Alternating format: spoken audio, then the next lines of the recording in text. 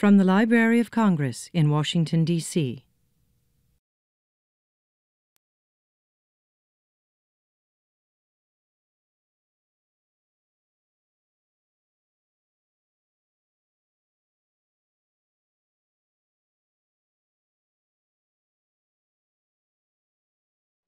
So my name is Stephen Winnick, and I'm here at the Library of Congress, where I'm the writer and editor for the American Folklife Center. And I'm here with the three members of the group NOCA and with Miquel Marquez.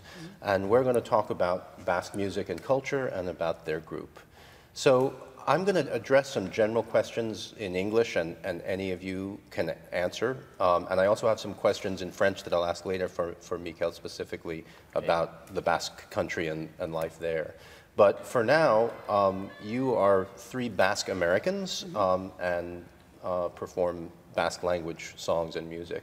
So let's talk a little about the Basque culture, and if you could just start out by telling us what Americans need to know about Basque culture to understand who are the Basques and what's their language and culture like.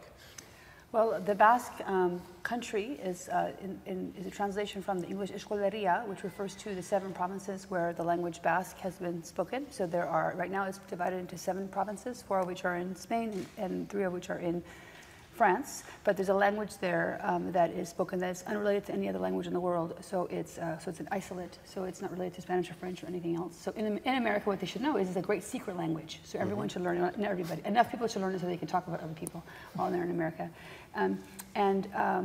So we are, the 3 of us are the daughters or granddaughters of immigrants who came from the Basque country. My family's from the southern side, so the northwest of France, and Nafarroa is the province.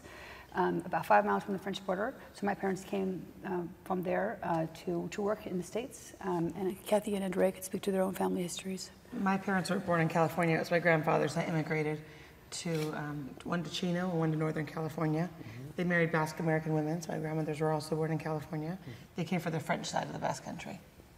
Yeah, my parents also were born in the French side of the Basque country. My mom's from Ossès and my father's from Saint Esteban, and my father immigrated as a shepherd in the mid-50s, and then he got into the dairy business and went back to marry my mom after 7 years, and that's my history.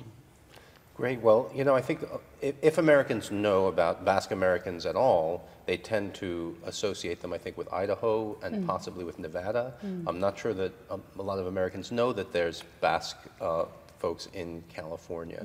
So are the Basques in the West generally aware of one another's communities as well in the other states? Yes, we have in California, the biggest Basque clubs are in Chino, where we're from. There's one in Bakersfield and San Francisco. And those are ones that each have their own clubhouse. So yes, we do know each other very well. We go to each other's picnics. There's Udaleku for the children. The kids get together and learn dances together and songs together. But yes, we know each other very well. And it's also connected through the North American Basque Organization, and there are like triannual meetings and communication. We have a website, so. So what kind of Basque cultural outlets are there in California? You mentioned the clubs. Are there other sort of ways in which Basques get together and Sure. perform their culture? So in addition to, we call them Basque picnics, so they're pretty big festivals though. So the Basque communities will have Basque picnics every year at the same time. So the Basque picnics and the different communities will go to each other's picnics. So we tend to go to the ones in Bakersfield, they'll come to our picnics. And then depending on the community, but we have a actual clubhouse in Chino Basque Club, so we actually have monthly gatherings, and we'll have lunches or dinners, and we'll have we've brought people over from the Basque country, like Miquel's been there before with other singers, and we've brought over, Hunket has been there, Montecarena has been there, we've had dance groups perform there. But even when we don't have entertainment from the Basque country, we'll get together and have a meal that's prepared by Basque Americans or Basque immigrants, and just to spend some time together. There are also Basque restaurants. Yeah, Basque restaurants. Like Chino, sure. we only have one now. Bakersfield has, I don't know, maybe 4 or 5 Basque restaurants. San Francisco has one as well. And back in the day, I mean, in Chino, it was where all the shepherds came. There were boarders there. So the owners, woman Monique, but that she would cook for all of the shepherds. That's where they lived. And it's organized into communities, and each community has usually its own dance group. So we have like 3 Basque dance groups, the littlest ones, and then the older ones and on up. And then we have the sports too, pilota, like in Chino.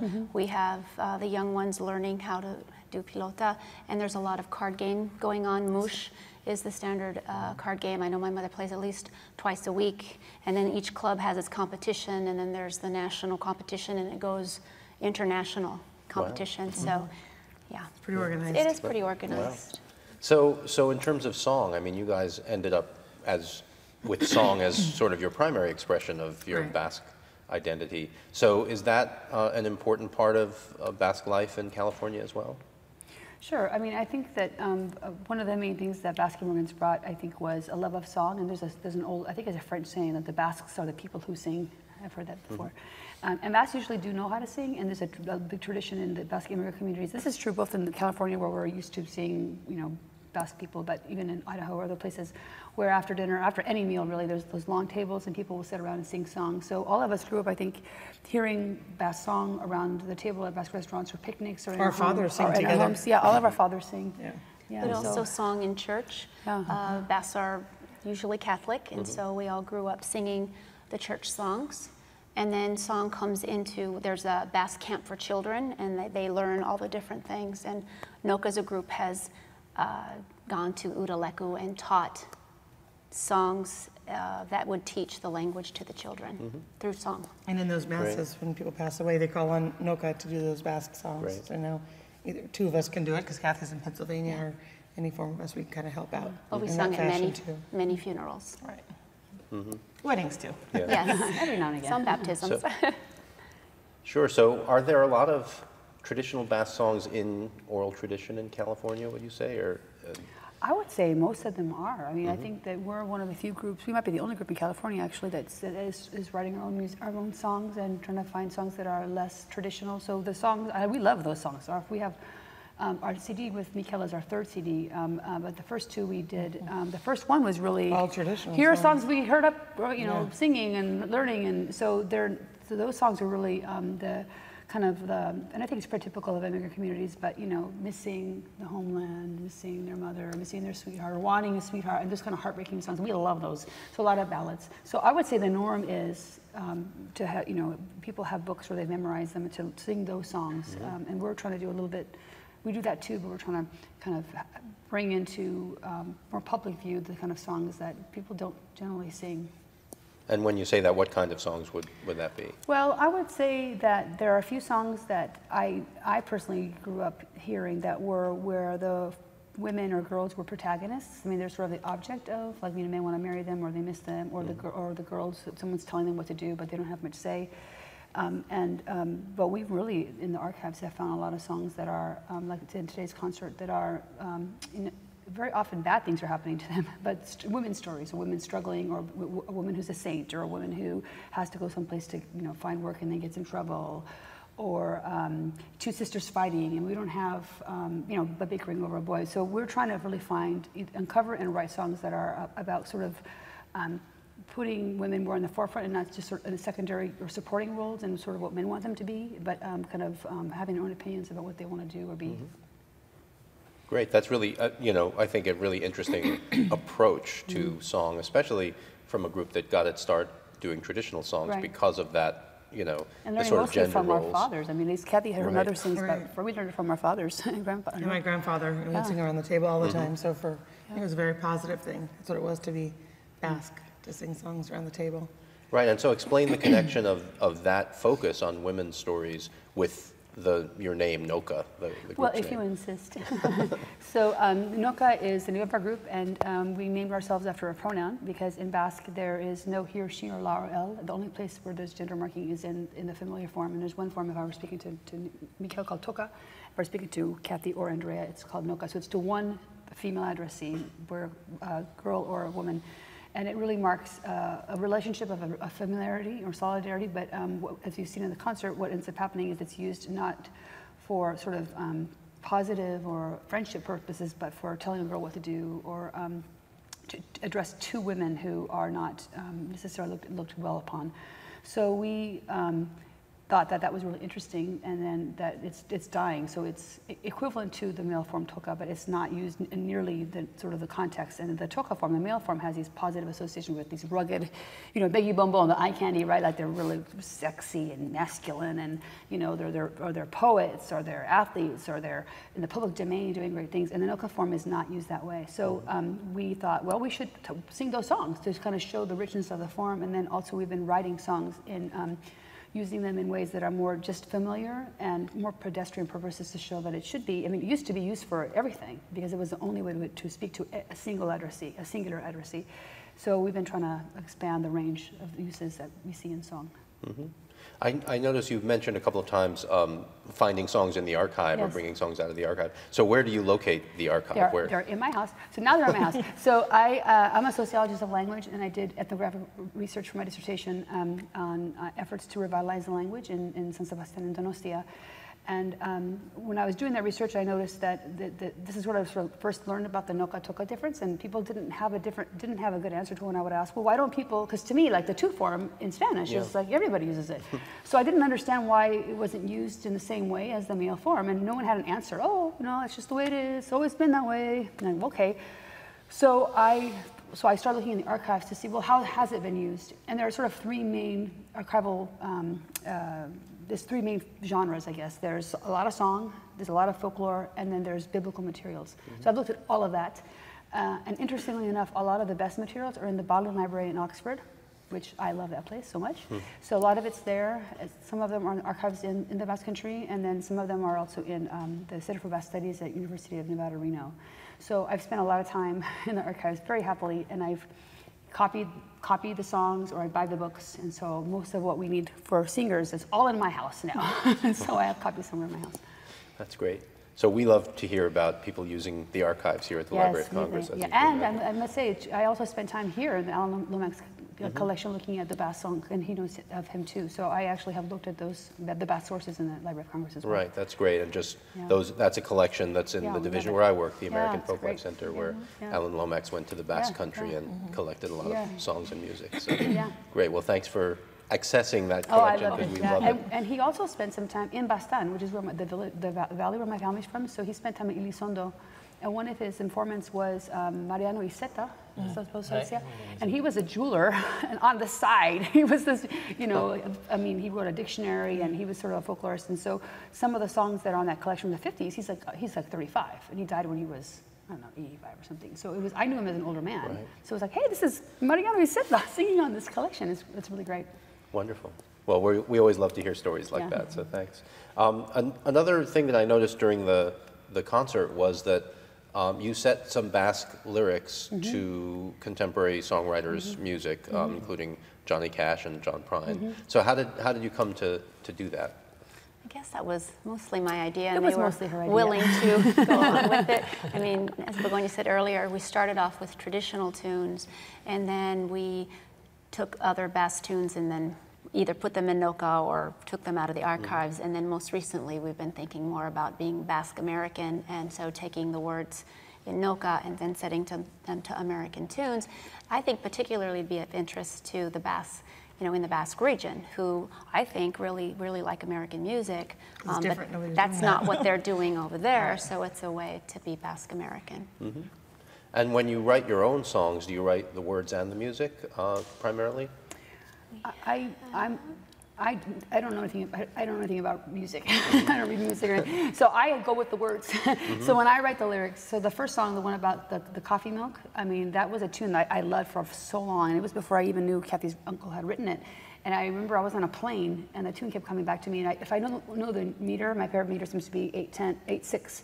So I just started the words to sort of coming, and I sort of went with it. So most of the time, for me to write the lyrics, I almost always have a tune in mind, and then sometimes we use that tune, or we don't, we change it up. And then it was only a couple of times when I've just written the words without any music at all. And then in a couple of cases, I think Kathy found a tune that kind of went with it, and she arranged the words. But that's sort of been my process. I don't know.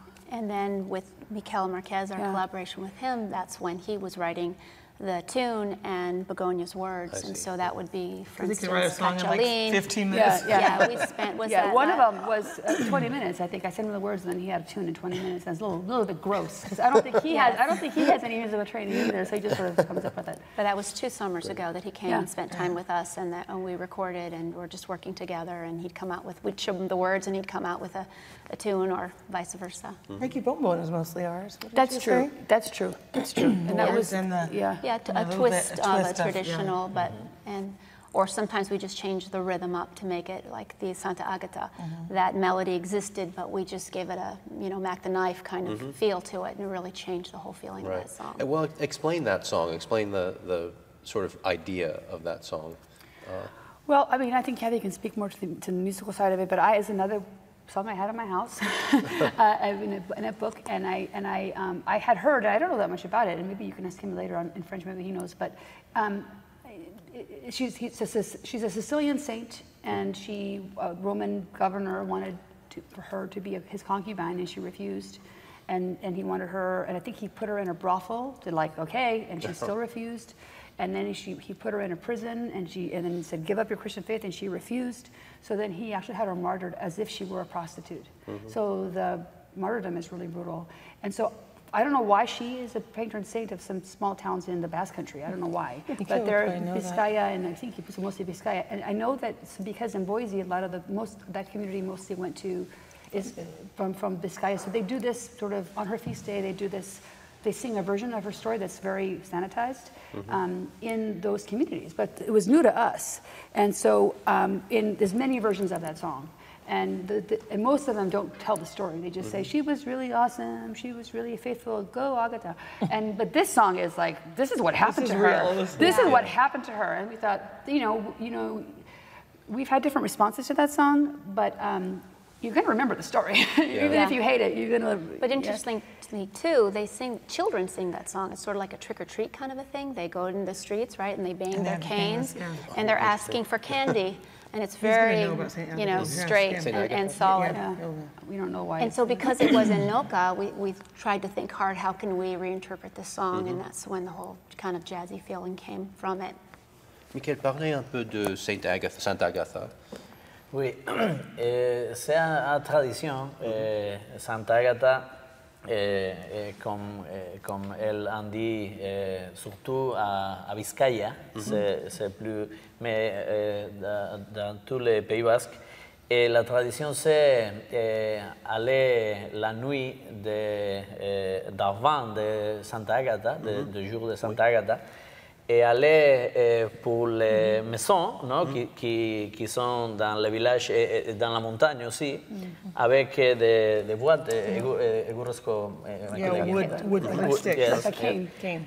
Et tout le monde va à une maison, et chante des vers que nous avons chantés aujourd'hui.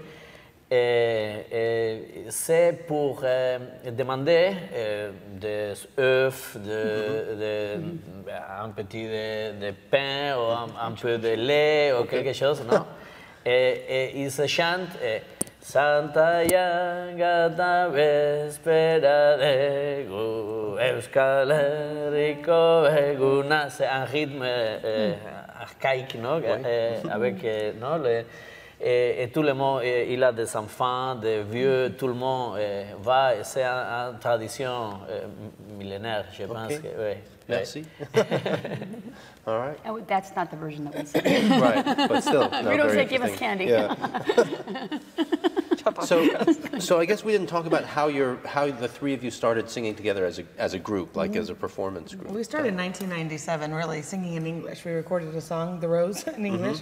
And after that, we decided, well, that turned out pretty well. Why don't we sing in Basque? We had sung together in a group called Escual Gidua, a group of women in China before.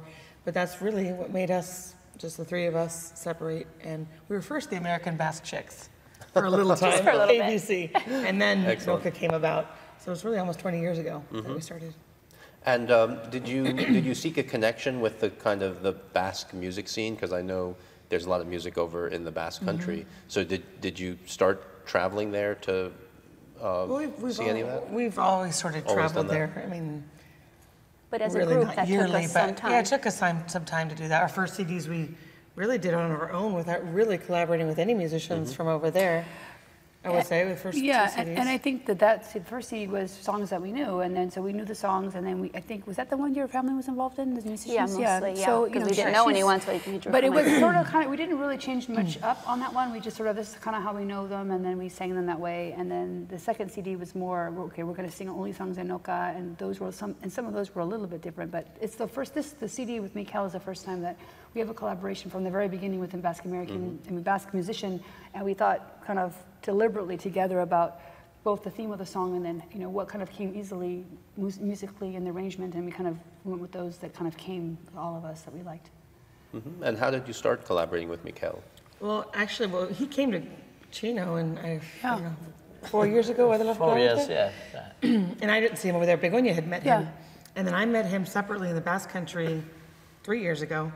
And we started talking, and then he had recorded his last CD that he asked me to be a collaborator on, so I did that, and I just thought it was really easy to work with him. So then I said, hey, we should do something with Noka. So that's really how it started, Great. me working with him on his projects.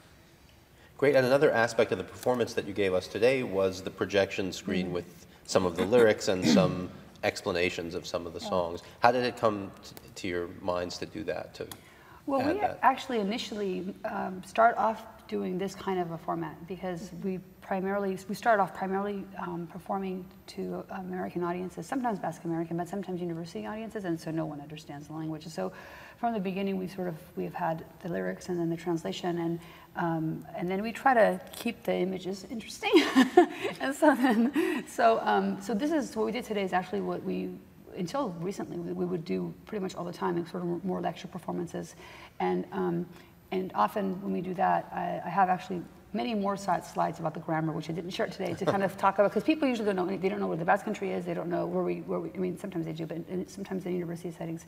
So we'll have, you know, here's the Basque Country, here's a map, and here's the, you know, the language and all that. And so from the very beginning, it's sort of been not only to sing, but also to educate the public about the Basque Country, about the Basque language, and in particular about Noka, because even native speakers over there often won't know, they won't even know what it is really. So I think we've been more deliberate about trying to, when we learn something that is a surprise, to be sure and talk about that in the talk. Mm-hmm. And so this year is kind of special because the Basque Country is being featured at the Smithsonian Folklife Festival. So what's that experience been like for you? It's been wonderful, and one thing I was hoping that would come out of it would be collaborating with other cultures, and we've had that opportunity because we're part of the Basque program, but we're also part of the Sounds of California program.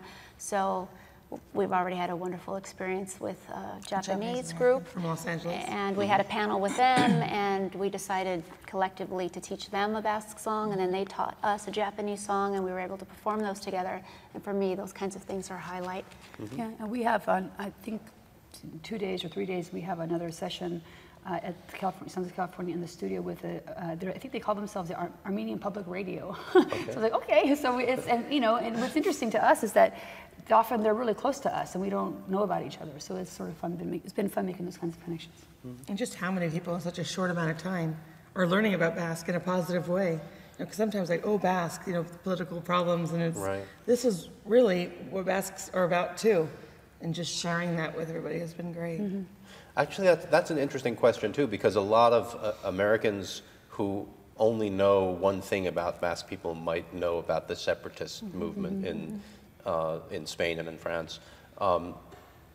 So how does that affect the sort of scene or the way Basque Americans approach and I think, I don't know, for me, I feel like we're not really part of that at all. I mean, I've never really felt that that's affected what we do or how we see things. And I think that's, I would agree with that. I think that's primarily because the communities that we're from, they were on the, mostly from the French side, on Liparalde, and they came because they came from big families, and the oldest child got the house, and the rest had a fend for themselves. So they didn't come for, to the West. They didn't come really, they came for economic reasons like other immigrants. They didn't come for political reasons. So, and what has happened in Nevada and California and in, I'm forgetting a state, Idaho? No, Idaho's not. But for Nevada and for California, it's been mostly immigrants from the northern side, from the French side, and really close to the French border, Spanish side, like my family. And their lingua franca became Basque because they either came knowing French and Basque or Spanish and Basque, but not English and not the other language. And so what's been interesting is that in a lot of places, in some cases, I think some of even the immigrants spoke more Basque once they got here than they had at home, because where they were at home, there weren't schools in their language, or they were more used to speaking French or Spanish. But when they got here, the language they had in common was Basque, which is very interesting. That is very interesting. Yeah. We've known people to actually learn Basque in Chino. Even for the Spanish side, they weren't able to speak Basque during the time of Franco, and they came to California and they learned it. So That's great. there are cases like that. Yeah. So how is the language culture of Basque doing, both in California and back in the home country? Well, I mean, it's there have been efforts mostly in 3 of the 4 provinces on the Spanish side, and Mikael can speak to that. Since 1982, I think, where after Franco died, and democracy came back. They had to wait a long time for that to happen. So even under Franco's regime, there were clandestine Basque schools, and then once he died in 1975, after a very long time, and democracy returned, some communities were allowed to use their language in schools and for free for public schools. So that's helped a lot on parts of the Basque Country, because for the first time in a long time, people could speak it publicly, and there was support for that. So if you wanted to send your child to a Basque school for free, you could do that from the age 3 on. So there's a lot more people who can speak Basque in those regions than previously. So I think I've heard anywhere between, the total number of between 750,000 to 1 million people worldwide. So that sounds pretty good, and it's better than it was. But the problem is, we're not out of the woods yet, because most people who speak Basque speak something else most of the time. They speak Spanish, or mostly Spanish or French. It's not taught so much in the homes anymore. People are learning it at school, and we know how that is to learn a language at school. You're like, what is this for? And so there's still a lot of issues with the language in terms of, it's better institutionally than it was, but it's still not as strong as Spanish and French in terms of where it is located institutionally. So there's that. And in the Basque America, I think we're typical of other immigrant communities where, maybe I would say perhaps of Kathy and our generation, the daughters and sons of immigrants, maybe 1 in 3 learn Basque, which is, so I'm one of those 3. Right. But that was just because who my parents were. But by the second generation, it's very, very few people know it, because by that point, so if it's people of my generation, English is still better. And then, even if both speak Basque and English, English is their language together, just like in the Basque. So that's their normal language is English, and their language of education and profession is English, and there aren't schools, so it's possible, but it's difficult. I think people have a lot of affection for the language, and they like to sing along to words that they may not even know, but there's not the institutional support that you would have in some other languages, I think. So I guess you guys have a mission. We do. We do. Yeah. We do. Got work to do. That's great. We do. And a lot of what we've been working on, too, is just I think we have to give ourselves a break. So, the best way to be a Basque speaker in California is to be born to my parents. It had nothing to do with me. It was a completely normal thing for them to do. So I think often people get blamed for not passing on the language, even though there were good reasons for it. They were told not to, or it was illegal, or dangerous, or both. And I think, and then sometimes later on, people are like, oh, why did you teach you this language? Well, because at the time, there were good reasons why we didn't teach you. We thought we were doing the right thing. So, and I think that sometimes people will give people a hard time for not having made and often women, like the mother, they're wrong, like, well, you should have done this, Mom. And it's not, it's not very nice. Yeah, and leave aside the shame and blame. And exactly. Oh, yeah. So I should have anticipated 30 years ago that you would have wanted to speak this language. Thanks. Well, my bad. Yeah, sorry. Yeah, well, I think song and music is a great way into any language culture, so I think you guys are doing the right thing. Well, hopefully. We like it anyway. Yeah. Well, I'm going to ask Mikael a few questions, and because of the language issue, I'm going to ask those in French, and I'll provide a translation, of course, for our video. So, parlons un peu des traditions populaires des Basques dans le Pays Basque lui-même. Est-ce qu'il y a beaucoup de gens qui jouent la musique traditionnelle? Oui, il y a. Nous avons beaucoup de gens comme Alain Lomax, non? Oui. qui a pris de vieilles chansons. Et nous étions à les années 60 un groupe très intéressant parce que dans la partie espagnole, il avait un dictateur, comme l'a dit Begoña, non? Et le langage était interdit, non? Oui, oui. Et dans les 60, il est un peu Yeah, research. Yes. Et il avait un groupe qui s'appelle Esdok Amairu. Ils sont des chanteurs qui ont fait de nouvelles chansons, qui ont fait des expérimentations, mais qui ont pris des vieux chansons, des traditionnels, des romans vieux, et l'ont chanté et ont popularisé ces chansons. Non? Et tout le monde qui nous avons venu après, non? Tous les chanteurs et tous les mouvements culturels, nous avons apprendre que c'est très intéressant ce que d'autres ont fait avant, non? Pour faire nous quelque chose qui a des riz, non? Avec la terre. Non? C'est pour ça, je pense que nous avons eu une bonne école avec ces groupes, non? Qui est notre premier référent culturel grand après un peu de la dictature. Non? Et je pense que c'est pour ça que la culture traditionnelle a beaucoup de force, maintenant, au Pays Basque. Oui. Mais il y a une chose que je veux dire de les chansons vieux et de la culture populaire ici dans les États-Unis. C'est vrai que nous avons fait un travail et que d'autres ont fait un travail pour les chansons populaires, non? Mais c'est vrai aussi que comme la culture au Pays Basque, il est vivant, non?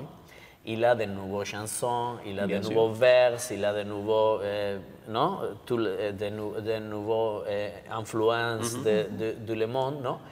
Et les choses vieux, non? Quelquefois, non?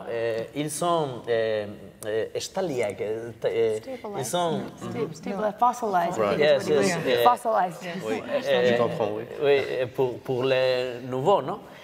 Et ici, nous pouvons écouter quelques chansons que nous ne connaissons pas, que nous sommes toute la vie à apprendre des chansons, non? Et nous pensons que nous savions beaucoup de chansons populaires, non? Mais c'est vrai que nous venons à Chino, à Boise, et il y a un vieux qui chante une chanson que je ne connais pas. Et c'est parce que pour nous, c'est pas autant important, non? Il a des choses nouvelles, non? Mais ici, se garde. Et dans le lieu qui la culture basque est pas fort, non? Et nous pouvons rencontrer quelques petits merveilles, non? Oui, c'est merveilles, intéressant. non?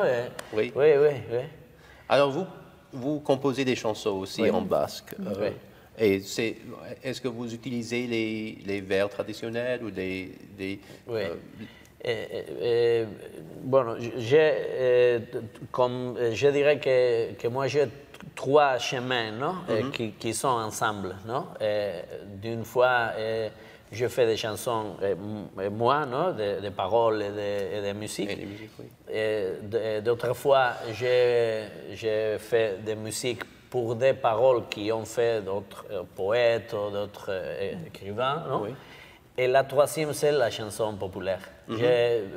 Tous les disques, je pense, j'ai chanté un ou deux chansons populaires qui nous sont venues, non, pour la tradition orale, non?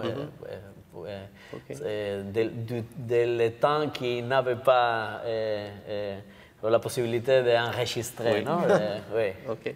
Et de quel sujet écrivez-vous dans vos chansons? Bon, j'écris de toutes les choses qui intéressent à l'humain, non? À l'humanité, la mort, l'amour, le sexe, Oui. la politique, toutes les choses, non? Alors, c'est la la vie. relation, la vie, oui. Oui. le vent et tout. Oui, Et vous êtes guitariste oui, aussi. J'ai joué la guitare et j'ai joué un peu l'accordéon traditionnel parce que la triquitisha s'appelle. Oui. Triquitisha. Et, C'est l'accordéon diatonique. L'accordéon diatonique, oui. L'accordéon diatonique traditionnel basque. Oui. Et la guitare, est-ce que c'est assez nouveau dans la musique basque? La guitare, nous avons des évidences qu'il avait, bon, il a beaucoup d'années, chanteur traditionnel avec des guitares et aussi de violon, Oui. qui chantait des vers vieux, des vers qui comptent des histoires comme qu'il a une personne qui a tué son père et après il a été condamné à mort. Quand l'histoire, il avait des groupes qui vont de village en village, non? En chantant l'histoire de la personne qui va, ou histoire de la guerre, ou histoire du roi qui est allé et qui a dit à sa femme qu'il est mort, mais il retourne. Il a beaucoup d'histoires qui sont en toute la tradition de l'Europe, de le monde. C'est la même histoire, non? En chaque lieu, avec sa petite caractérisation, les petites différences. Non? Okay. Il y a des autres cultures, disons, minoritaires en France et en Espagne. Je veux dire, par exemple, les Occitanes, les Catalanes. Je sais que ce sont des langues romanes et la basque n'est pas... le basque n'a aucune relation avec ces langages, mais est-ce qu'il y a des collaborations entre ces cultures? Oui. Pour le Pays basque, où il a été tout le temps la langue basque, et ils sont passés tous, les Romains, les Arabes, tout le monde il est passé et tout le monde il a laissé et il apprend, non? Et il a beaucoup de mots. Notre langage c'est pré-indo-européen. C'est avant de toute la langue latine et toute la langue germanique, non? En Europe, il n'y a pas un langage qui est plus ancien que le basque, non? Mais le basque a aussi beaucoup de paroles et d'expressions, surtout de langage latin, non? Oui, bien sûr. Il sait mesurer, oui, vraiment, c'est mesurer, oui. OK. Parlez un peu de l'expérience. Mélanger, mesurer, mélanger. Oui, merci. Parlez un peu de l'expérience du Smithsonian Folklife Festival ici. Oh, c'est très intéressant parce que, comme Cathy l'a dit, non, nous avons la possibilité de montrer ce que nous faisons, évidemment, mais nous avons la possibilité d'apprendre d'autres cultures parce que nous sommes ici, non, avec des Sondos californiens aussi, et avec la culture américaine. C'est évident, non? Et pour nous, c'est très riche, c'est impressionnant. Okay, merci. So, are there any other things that we didn't address that any of you want to say? Se begynner du spørre? Est-ce ça arrive là? Nous sommes par là. So we have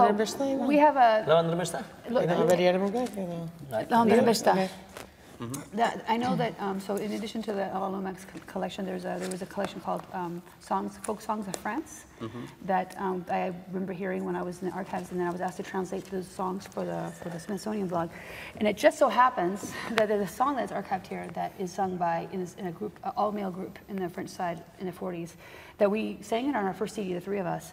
And it was only after we recorded it that we realized that there's a lot of noka in the song. It's a song from, I know he was Elisamburu. Elisamburu, so he was, Jean-Baptiste, Mila sortzean eta gutxi. yeah, so he was, I'm not sure the exact date of this song, but he was from 1891, 1890s. So Jean-Baptiste Elisamburu, tenong guazen, zenirikoa? Lapurdi, edo bero faloa? Lapurdikoa. Yeah, and that's where your family, no. Uste ziburukoa, uste dut. So we think he's from the town of Nongua? Ziburukoa berdin, From the province of Lapurdi, one of the French best. Yeah. So he was very prolific, and this song that he wrote, it's uses a lot of noka, and it's called the Party of Four Women, and it seems like it's just a fun song. These four women, they're playing cards. Kathy mentioned cards in the shade, and they're gambling, and then they drink a little bit too much, so I don't play moosh, but apparently it's a card game where they pass signs, and that they're drinking so much that they're not understanding each other's signs. So it seems like a fun, they're having a really good time, just like men do, but at the very end of the song, it turns out that they're witches. And so we would like to, we're working on a reworking of the song that is sort of a spin on that, which is a swing version of the song. Gitarra baduzu hartu notartzeko? Notartzeko, bai, berdin, egiten dugu. Can you all see it, or should we have Do we get the guitar? Is that what you're... No, it's Just the note. Just the note. Just to find a note. Just to find the note. What do you think it Just is? to get a note. I think Eriko Bista. Yeah. Is that right? Yeah. So if we screw up, because it's the first time we've sung this publicly, we'll just start again. So then Itzhak? Bye. Hold on. Bye. A little bit like that? Is that okay, Kathy? So we're going to sing, how many verses before we decide? Just all of it? All of it. So we're going to sing 4 verses, sort of a swing version. Let's see if you like it. Here we go. Eriko Bista bigaren eian, berik dakiten txoko batean, lau Andre irmutsu di bat alarguna jariak etzalean, hari saldo babelan genian, hari dire trukean, lau Andre irmutsu di bat alarguna jariak etzalean, hari saldo babelan genian, hari dire trukean. Jesurik gabekoa zer Maria, hemen jokoan ez dia. Urbiltzan utzi beltzori dezagunetan, trago bat edo bi, bihotzatik natetatzen hasia, hari zuen grazia. Urbiltzan utzi beltzori dezagunetan, trago bat edo bi, bihotzatik natetatzen hasia, hari zuen grazia. Ago Maria oito isilik, ez du ikusi nere keinurik. Sorta bat edo nezkieroz begiak nir zer ez du nahaterik, edo nezeken ezkaren nortarik, gateluen baterik. Sorta bat edo nezkieroz begiak nir zer ez du nahaterik, edo nezeken ezkaren nortarik, gateluen baterik. Beste bigaren egun bereian, lagotu saharan jeldu seian.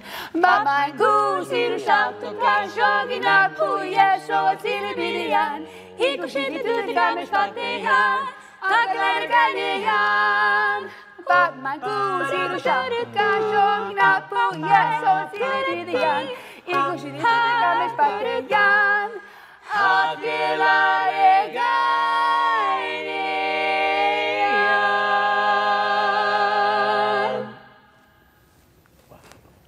That was great. Thank you so much. So the traditional is slower, A little different. Well, I can't think of a better way to end an oral history than that. So, Thanks for indulging us. yeah. Basque, English, Swing. Basque American. Basque American sure. swing. All mixed together. Le mélange. Say le mélange. Mash. Oh, thank you so much. Thank you Thank so you. much. Thank you for this opportunity. This has been a presentation of the Library of Congress. Visit us at loc.gov.